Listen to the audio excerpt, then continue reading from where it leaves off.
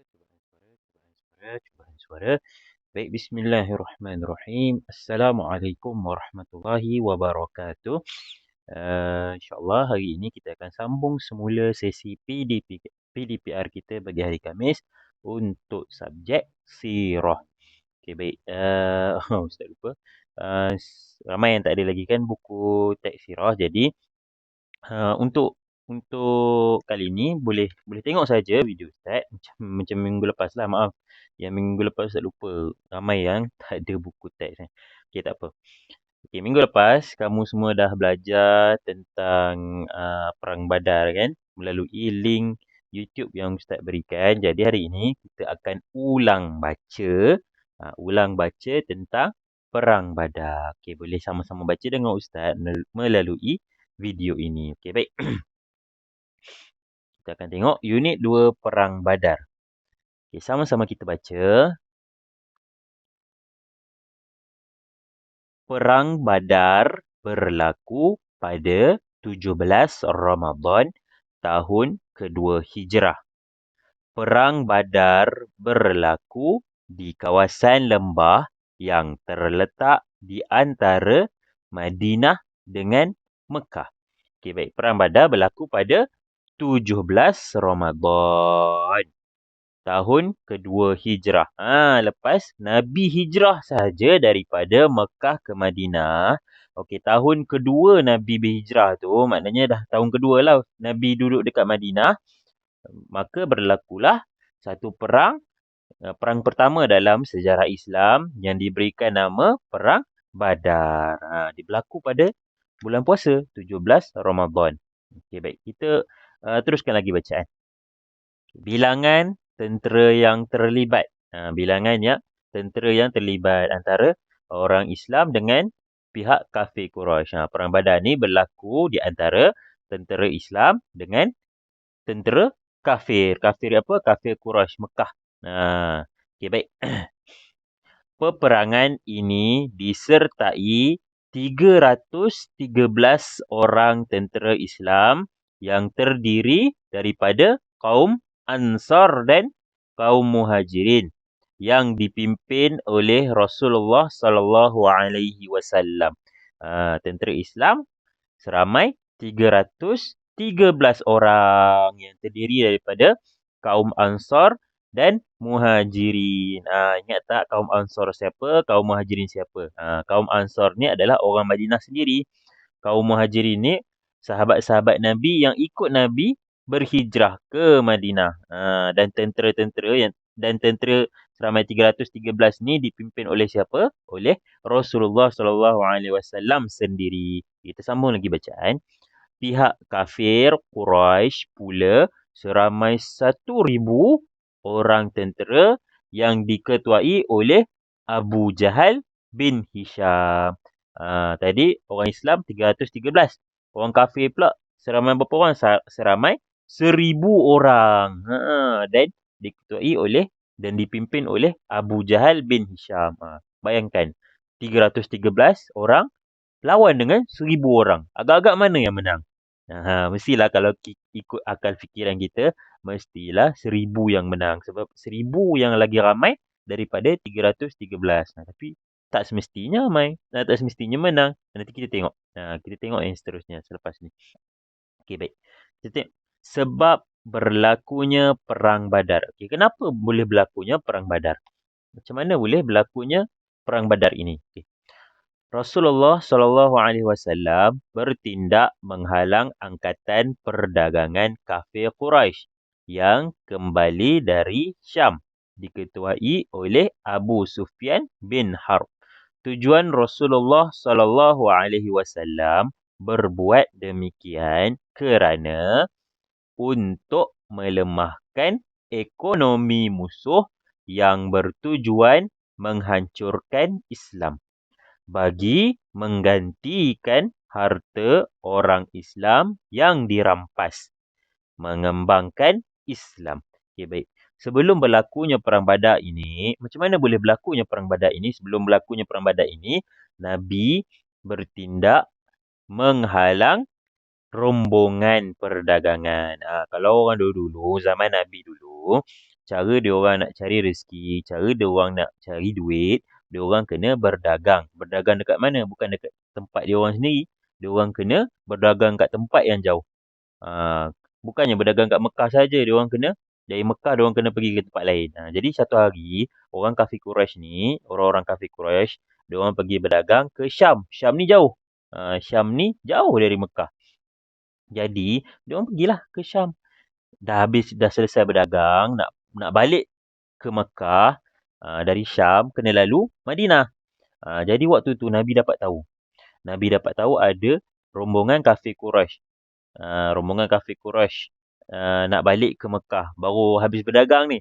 Jadi Nabi bertindak pergi sekat rombongan tu. Buat macam Roblox lah. Kalau macam zaman kita ni Roblox lah. Nabi buat Roblox. Nabi sekat rombongan perdagangan kafir Quraisy. Sebab apa Nabi buat macam tu? Sebab untuk melemahkan ekonomi diorang. Ekonomi kafir Quraisy. Kiranya bila kalau ekonomi diorang lemah, bila diorang tak ada duit, jadi diorang lemah lah. Yang kedua kenapa? Sebab yang kedua, Nabi nak gantikan balik harta-harta para sahabat yang ikut Nabi berhijrah ke Madinah dulu. Nak ganti balik. Maknanya Nabi nak rampas balik hasil-hasil perdagangan kafir Quraisy dekat Syam tadi. Nabi nak bagi balik dekat para sahabat sebagai menggantikan harta-harta yang diorang dah tinggalkan waktu berhijrah dengan Nabi. Baik, yang ketiga, apa tujuan Nabi sekat perdagangan diorang? Sebab Nabi nak mengembangkan Islam. Okey, baik. Kita teruskan lagi bacaan. Okay. Pertolongan Allah dalam peperangan Badar.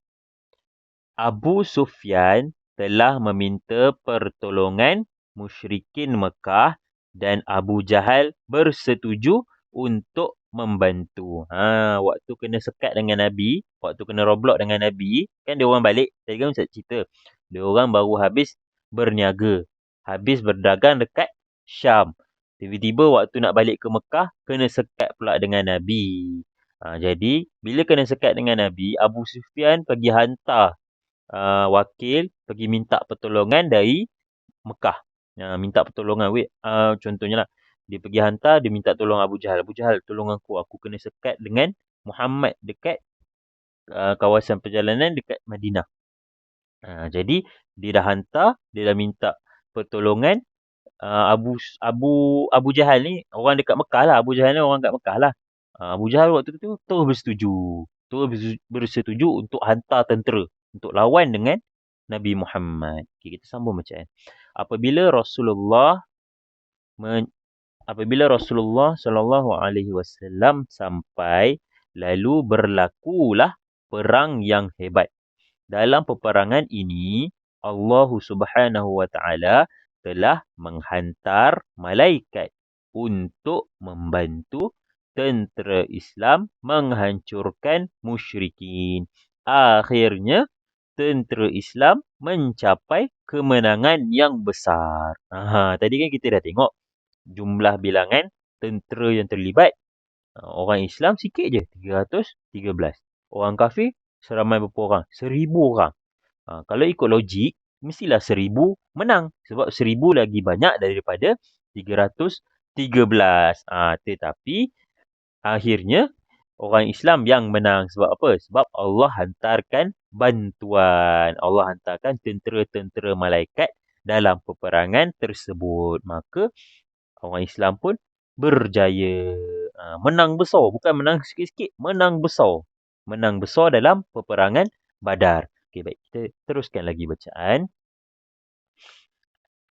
Bilangan tentera yang terbunuh.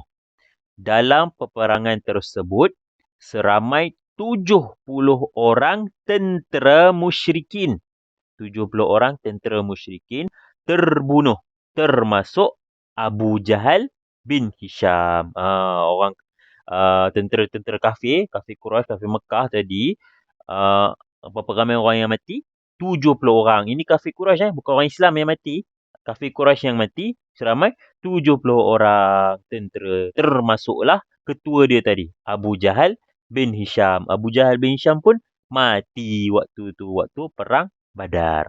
Dan seramai 70 orang yang lain menjadi tawanan tentera Muslim. Tadi 70 orang mati. Kemudian 70 orang pun hidup lagi tapi ditawan. Ditangkap. Ditangkap. Maknanya 140 lah. 140 tentera Quraisy yang kecundang. 70 mati, 70 kena tangkap. Dia orang ada 1000. Maknanya 140 yang kecundang. Yang selain 140 tadi, dapat balik. Dapat balik ke Mekah. Okay, kita teruskan bacaan. Manakala tentera Islam yang mati syahid seramai 14 orang sahaja. Termasuk Abaidatu bin Haris. Abaidah bin Haris. Kalau orang Islam pula ada 14 orang sahaja yang meninggal dunia. Termasuk sahabat Nabi ni Abaidah bin Haris. Rasulullah sallallahu alaihi wasallam telah mengarahkan semua tentera musyrikin yang terbunuh ditanam dan tentera Islam yang syahid dikebumikan dengan baju yang dipakai ketika berperang. Orang musyrikin yang mati 70 orang tadi, Nabi suruh tanam je. Tanam dia macam biasa. Tapi kalau orang Islam yang 14 orang meninggal dunia tadi, Nabi kebumikan dengan cara yang elok. Tapi bukannya dikafankan dengan baju-baju perang sekali, Nabi suruh kebumikan. Okey, saya teruskan lagi. Rasulullah sallallahu alaihi wasallam bersama para sahabat pulang dengan gembira dan penuh rasa syukur dengan kemenangan tersebut. Inilah peta. Peta dekat mana kawasan, dekat mana perang Badar itu berlaku. Dia dekat pertengahan jalan ya, daripada Mekah ke Madinah. Ni jalan daripada Mekah. Ni daripada Mekah dan ini daripada Madinah. Okey, tentera Quraisy datangnya dari sini. Dari sini. Sebabnya ini jalan dari Mekah. Ini jalan daripada Madinah. Kampung Badar kat sini. Kenapa diberikan nama Perang Badar? Sebab perang ini berlaku di satu tempat dinamakan Badar. Kampung Badar. Kampung Badar ni terletak di mana? Terletak di antara Mekah dengan Madinah. Dia terletak di antara jalan tu. Dia terletak di jalan untuk ke Mekah dan juga untuk ke Madinah. Jadi kat situlah berlakunya Perang Badar. Dan nama tempat tu pun, tempat tu memang nama dia tempat Badar. Kampung Badar. Dan perang yang berlaku tu diberikan nama Perang Badar. Sebab dekat situ namanya, nama tempatnya berlaku perang tu tersebut adalah tempatnya Kampung Badar. Pokok kurma, Masjid Al-Arish, perkuburan umum, perkuburan syuhada. Nabi tanam, Nabi suruh para sahabat tanam tentera-tentera Islam yang meninggal dunia dekat sini. Dekat sini. Perkuburan syuhada, kuburan syahid. Okey, baik. Itu sahaja pembacaan kita hari ini. Jadi, tugasan kamu, buka buku latihan muka surat 8 dan juga muka surat 9. Alhamdulillah.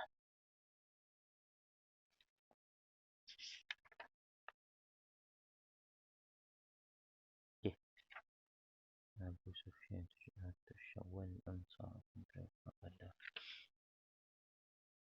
Okey, tak apa. Buat 8 dengan 9 sahaja dulu. Buka muka surat 8 dan buka muka surat 9 sahaja dulu. Awak buat dua muka surat ini saja dulu. 8 dengan 9.